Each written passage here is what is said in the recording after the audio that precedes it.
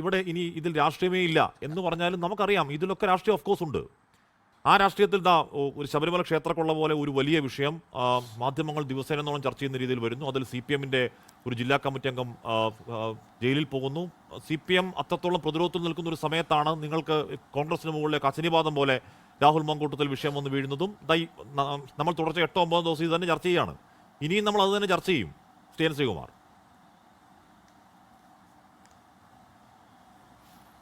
അല്ല ഹാഷ്മി, ഒരു വിഷയം ചർച്ച ചെയ്യണോ വേണ്ടേ എന്നുള്ളത് ഓരോ മാധ്യമ സ്ഥാപനത്തിൻ്റെ ഒരു തീരുമാനമാണ്. എനിക്ക് എക്കോ വരുന്നുണ്ട് കേട്ടോ, തീരുമാനമാണ് അത്. നമ്മൾ അതിനെക്കുറിച്ച് ഞാൻ അഭിപ്രായം പറയുന്നില്ല.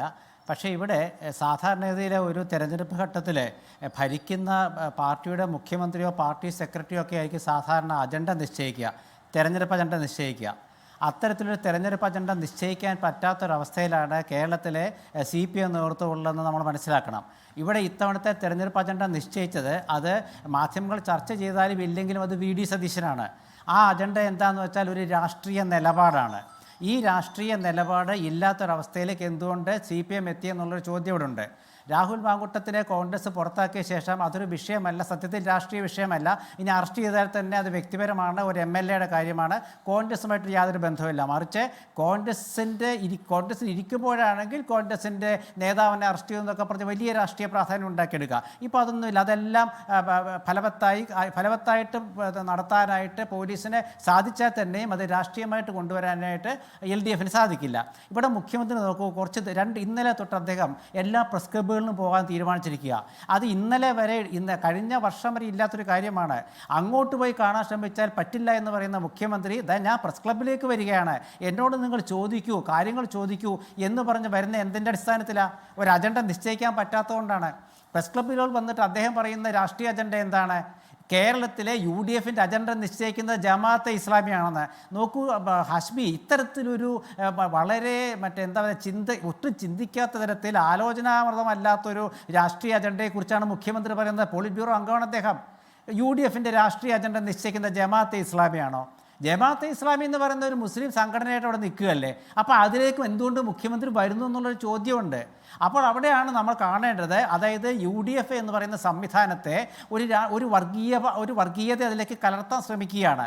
പഴയ കാലത്ത് കഴിഞ്ഞ ഇലക്ഷൻ കാലത്ത് ഇവർ പറഞ്ഞത് KPCC പ്രസിഡന്റിനെ നിയമിക്കുന്നത് മുസ്ലിം ലീഗാണെന്നാണ്.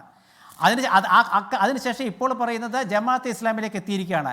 അപ്പോൾ എന്തുകൊണ്ടാണ് അവരുടേതായ ഒരു രാഷ്ട്രീയം തന്നെ രൂപപ്പെടുത്താൻ പറ്റാത്തത്? എന്തുകൊണ്ടാണ്? ശബരിമല വിഷയത്തിൽ അവരുടെ നേതാക്കൾ ജയിലിൽ കിടക്കുമ്പോൾ ആ നേതാക്കളെക്കുറിച്ചുള്ള ചോദ്യങ്ങൾക്ക് അവർ പറയുന്നത് എന്താണ്? ജയിലിൽ കിടക്കുന്ന ആളെ എങ്ങനെ പുറത്താക്കുക എന്നുള്ളതാണ്. അപ്പോൾ ജയിലിൽ കിടക്കുന്ന ആളെ പുറത്താക്കാൻ പറ്റില്ലേ പാർട്ടിക്ക്? അതെന്തൊരു നിലപാടാണ്? അതുപോലെ തന്നെ ഒരുപാട് നിലപാടുകളുണ്ടല്ലോ. PM-ശ്രീ പദ്ധതിയിലാണെങ്കിലും, അതുപോലെ ലേബർ കോഡിൻ്റെ കാര്യത്തിലാണെങ്കിലും, അതുപോലെയുള്ള നമ്മുടെ ഈ ലൈംഗിക ആരോപണ വിഷയത്തിലാണെങ്കിലും ഇതിലൊന്നും CPM-ന് നിലപാടില്ലല്ലോ. അപ്പോൾ ഈ നിലപാടില്ലാത്ത ഒരു കാലഘട്ടത്തിൽ ഞങ്ങൾക്കൊരു നിലപാടുണ്ട്, ആ നിലപാട് നിങ്ങൾ ഈ തെരഞ്ഞെടുപ്പ് ചർച്ച ചെയ്യൂ എന്നാണ് VD സതീശൻ പറയുന്നത്. VD സതീശൻ വെച്ചാൽ KPCC പറയുന്നത്, പ്രതിപക്ഷം പറയുന്നത്, UDF പറയുന്നത്. അങ്ങനെ ഒരു അജണ്ട വെച്ചു കൊടുത്തിട്ട് ആ അജണ്ട മനസ്സിലാക്കാനുള്ള ഒരു ത്രാണി പോലും ഇന്ന് CPM-ന് ഇല്ല.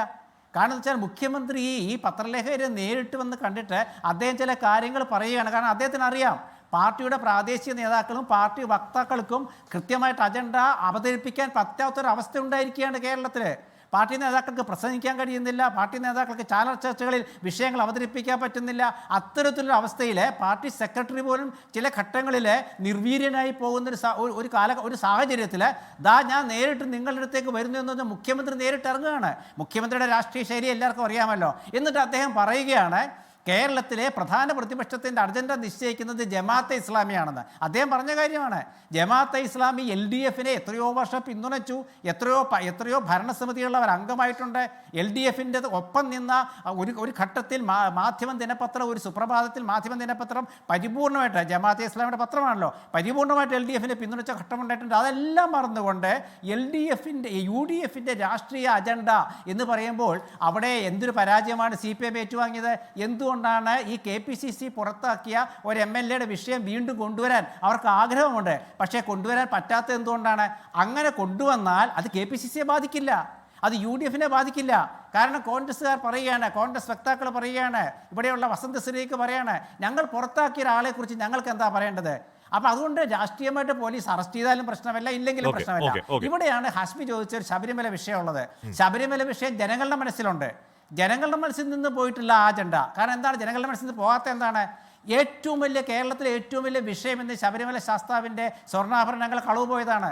അത് കളവ് പോയെന്ന് മാത്രമല്ല, അതിൽ പിടിക്കപ്പെട്ട് ജയിലിലായത് ഒരു CPM-ൻ്റെ പ്രമുഖ നേതാവാണ്, ഒരു CPM-ൻ്റെ മുൻ പഞ്ചായത്ത് പ്രസിഡന്റായ ദേവസ്വം ബോർഡ് പ്രസിഡന്റാണ്. ഇനി അതുമാത്രമല്ല, ഇത് സംബന്ധിച്ച് കോടതി നിരീക്ഷണം 30 ദിവസത്തേക്ക് നീട്ടിക്കൊടുത്തിരിക്കുകയാണ് അന്വേഷണം. അപ്പോൾ ഈ 30 ദിവസം അന്വേഷിക്കാനുള്ള വസ്തുതയുണ്ടെന്ന് കോടതി കണ്ടെത്തിയിരിക്കുകയാണ്.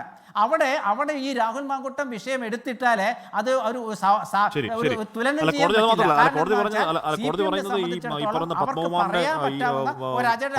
മുകളിലുള്ള ആൾക്കാരെ നോക്കണം, ഈ പറയുന്ന പോറ്റിക്ക് മുകളിലുള്ള ബിഗ് ഗൺസ് വൻതോക്കളെ നോക്കണം എന്നൊക്കെയുള്ള നിരീക്ഷണം നടന്നുണ്ട്. ലോകത്തെവിടെയായാലും ഏത് സമയത്തും 24 വാർത്തകളും ഓഗ്മെന്റഡ് റിയാലിറ്റി പാക്കേജുകളും എക്സ്പ്ലെയിനറുകളും വിശദമായി കാണാൻ ഞങ്ങളുടെ യൂട്യൂബ് ചാനൽ നിങ്ങൾക്ക് സബ്സ്ക്രൈബ് ചെയ്യാം.